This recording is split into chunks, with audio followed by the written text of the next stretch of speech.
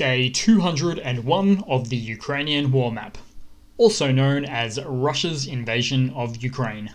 Juzzy here, and today is another quick update as I take a simplified and down-to-earth approach to some of the most important happenings on the ground in Ukraine today. And as always, I like to start off with some of the Russian military hardware and personnel losses. So as of the 12th of the 9th. So starting off, we have 52,950 military personnel losses in the last 24-hour reporting period. That's considered to be an additional 300 or so, above average for sure. And next up, we'll look at the hardware losses on the Russian side as well. So armored combat vehicles, an additional whopping 23, tanks, a massive 14, artillery 6, and we've got one aircraft as well, which may be a little bit of a funny story. I'll mention about that one soon as well. Now, we'll start off with moving back to the map, and we'll take a bit of a look here, where everybody loves a David and Goliath story. Since the beginning of September, over 1,200 square miles are returned and under Ukrainian control. And in fact, Russian soldiers have literally been running for their lives as their chain of command collapses, particularly in the north. And I'll show you exactly how and why shortly. Now, most reports say that Ukraine has liberated the Kharkiv Oblast and pushed Russians back to the border of Donetsk and the Luhansk Oblasts over here. So this isn't the most recent map. It will never be as recent as it can be. But I'm going to show you some photos shortly of the Ukrainian forces actually pushing through into the Luhansk Oblast. So I'll show you that in just a hot second. But I want to start off with a few pictures and videos. So there was a power outage in Kharkiv overnight from basically the Russians were fleeing. A missile struck, I suppose, when they were leaving a power station there. Power has since been restored. But guess who else had a power outage last night? On the map that we can see right here. That's right, the Russian city of Belgrade. Just 25 miles above or north of the Kharkiv border. Now, very little information on this. I've got some video footage, as you can see there. But Belgorod is now in many ways considered to be the Russian HQ or base for the Russian invasion in the north. They had to all pull back, all the Russians, forces that is, to Belgorod, the Oblast, and the city. But we've got some exciting news here. So the Ukrainian military, of course, made it all the way to Borshova. And we've got a photo here of basically a flag liberated photo. And Borshova is right in this location here, as you can see. And this next one is a big deal. So liberation of Vovchansk, all the way up here. Decent sized city. Now this is a big deal because this was the Russian puppet political administration location just 2 days ago, maybe even less. But then those political puppets had to flee back over the border to Belgorod in the Russian Federation. So this is quite symbolic, quite a good strategic victory as well, to show that the Ukrainian military have actually come all the way up here and pushed the Russians back over their own fence. Also, on that note, reports have confirmed that Russian troops have completely abandoned their own checkpoints at the border. So, say for instance, right here in Kudivka. Basically, Russia's positions in the north were not fortified. So they had everybody, or a lot of Russian troops on the front line, a small number of them. I'll get into the reasons why shortly. But as soon as the Ukrainians pushed above that front line, they started to go into the rear, as they sometimes say, and there wasn't any troops to support a second offensive in the rear, so the Russian troops had to push all the way back to Russia, effectively. Now I've got a nice video here of a Ukrainian soldier, in the central square of the liberated city of Izium. Now, Izium's a bit further down, certainly a strategic city, a transportational hub of sorts. We've got the highways intersecting and the rail lines, very important for any Russian offensive. They no longer have access to this one. And this video just shows a Ukrainian soldier getting a warm welcome from a few citizens from behind. Okay, and then we've got some footage and some video and photography of abandoned Russian vehicles as troops scattered in panic to leave. Basically, we have armored fighting vehicles here abandoned by Russian soldiers who changed into civilian clothing, but then later were snuffed out quite easily. Now, it's been an interesting approach that a whole bunch of abandoning Russian soldiers have taken to trying to evade by switching back into civilian clothing. Quite commonly reported in recent times. Next up, we have some footage of a BMP-1 captured, a Russian one, by the Ukrainian forces. Now, this is kind of like an infantry fighting vehicle. However, this one in particular is quite an old Soviet-era one.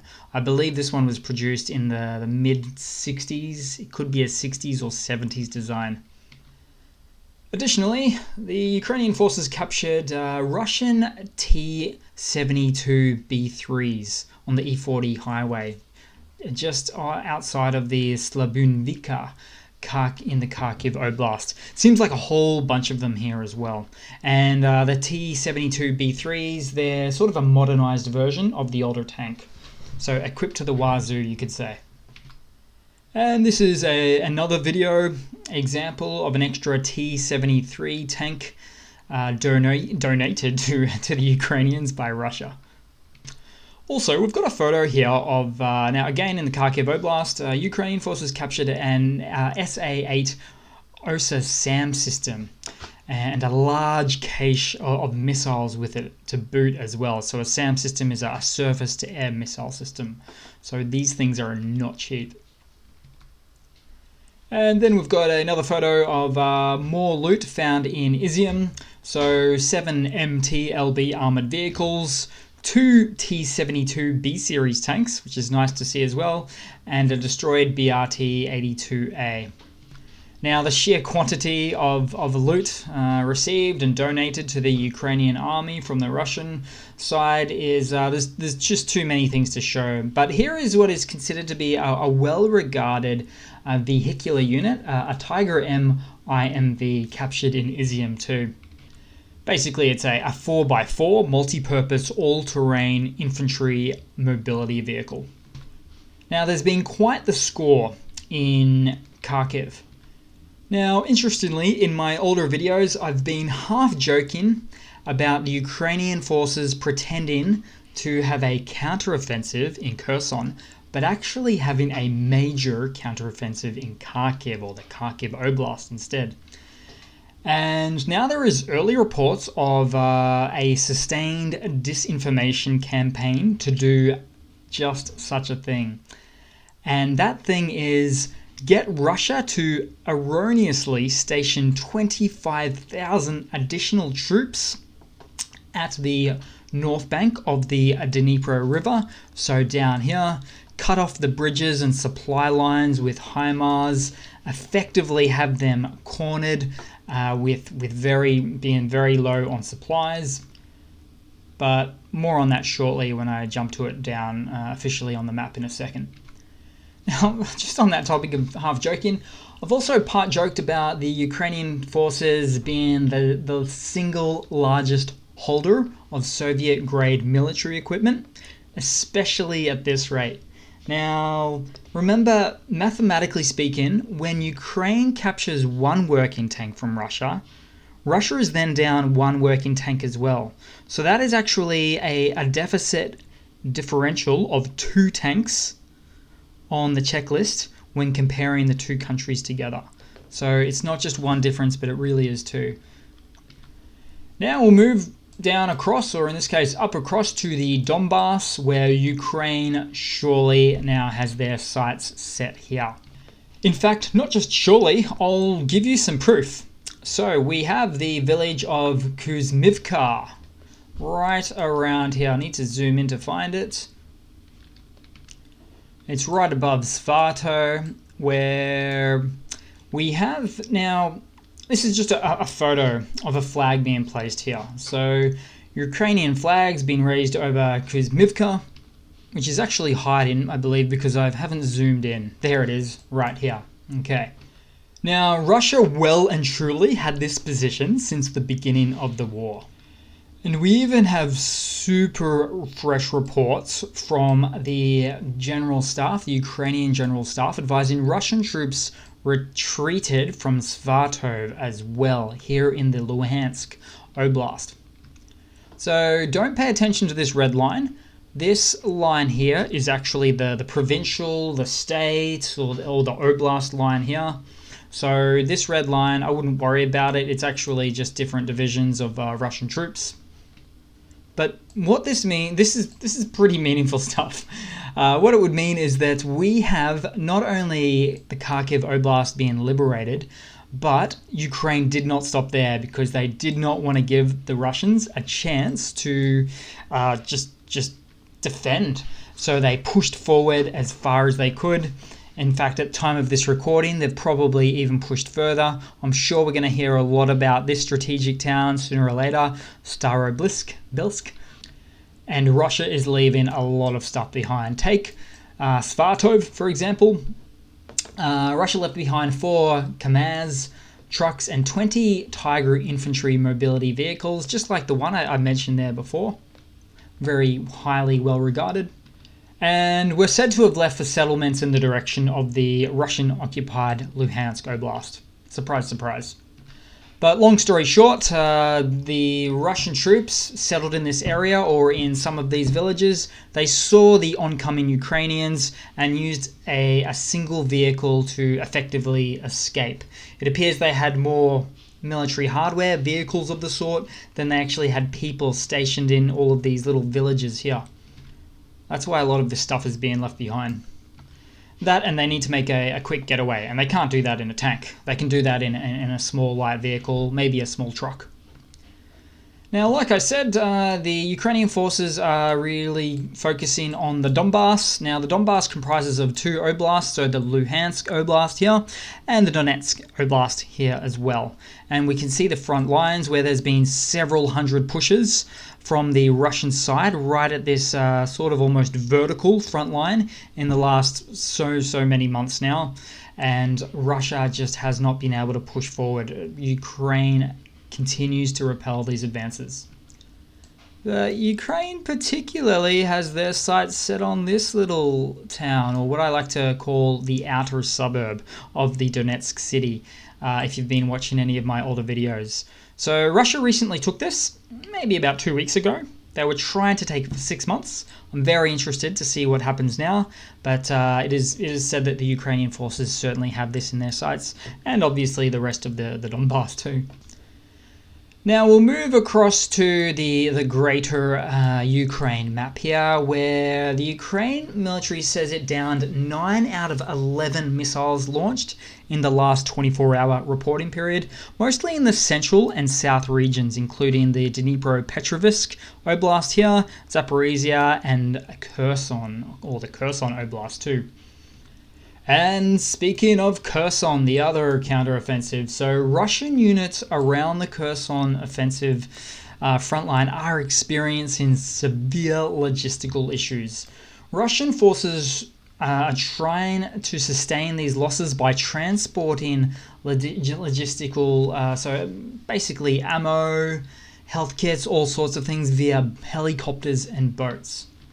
But this is a terribly inefficient means to do this. They need to do this because, again, the HIMARS systems that Ukraine uses, the missile systems, have taken out the bridges, the pontoons, the railways, everything that can get basically supplies to the north bank of the Dnipro River here.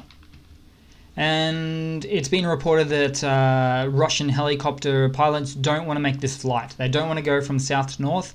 dropping off supplies all near the front line because they're worried about things such as Stinger missiles, surface-to-air missiles, you name it. Ukraine's got it to take out these helicopters, and they've certainly taken out their fair share of helicopters now. Now, what's generally happening in Kherson is, since they heard about the counteroffensive in Kherson, so the Russian forces heard about this, over a month ago now. It was in July time that I was talking about it. They stationed 25 to 30,000 additional troops here. Then, as I mentioned earlier in the video, Ukraine forces cut out their supply lines, their logistical lines, their ability to move back and forth, and we've effectively got a lot of Russian soldiers cornered on this north bank there. As a result, where they could, there have been some really recent reports of Russian army withdrawing from some positions around here. Also, to top that off, Russian forces on the Kherson front line are reportedly trying to negotiate the surrender of themselves and their weapons, according to the Ukrainian Operational Command South. So we'll see how this area escalates in the upcoming days for sure. Now, I promised I'd mention to you something about an aeroplane before. So this little guy here, which I suspect it's the same one they're talking about. So in the Crimean Peninsula, Russian air defenses mistakenly shot down one of their own Su-34s over Crimea earlier today. Now, we don't have the footage yet. We've got the reports. Sometimes the footage or the pictures come a day later, but I can't wait to see that. This isn't the first time Russia in the entirety of the war has gotten trigger happy. It's been happening a lot. Say, for instance, in the Donbass region, there's been shelling from troops, Russian troops, say, on the south, getting the north a bit more, and Russian troops on the north hitting the south, and they're hitting each other. These are confirmed things that have been happening quite a bit. So Russian intelligence, Russian communication, it's not the best.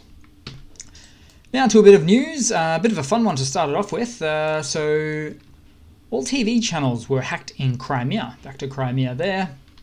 And this isn't the first time as well. And there's footage of President Zelensky of Ukraine addressing the Crimeans being played on all channels. So the citizenry of the Crimean Peninsula, for a change, has a chance to get a little bit of relief from Russian propaganda.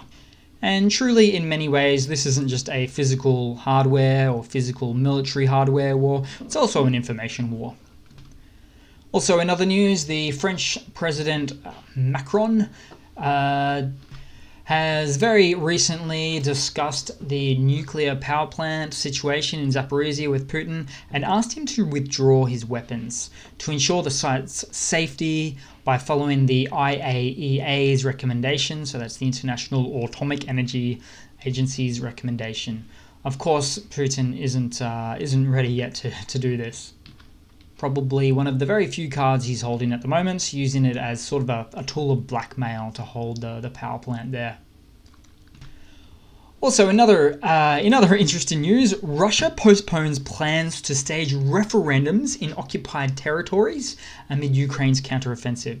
So the Kremlin abandoned plans to conduct staged referendums in Kharkiv and the Zaporizhia oblasts.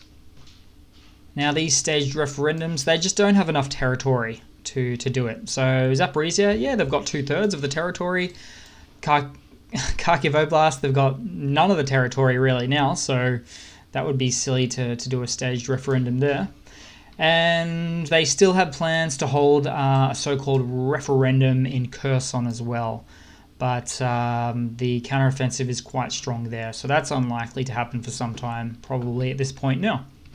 And in more news, this is actually more of a tidbit, but in the last week, Ukraine has recaptured more territory than the Russian forces have captured in all of their operations since April. So Russian forces since April to September now captured less territory than what the Ukrainian forces have recaptured in the last week. Just astonishing.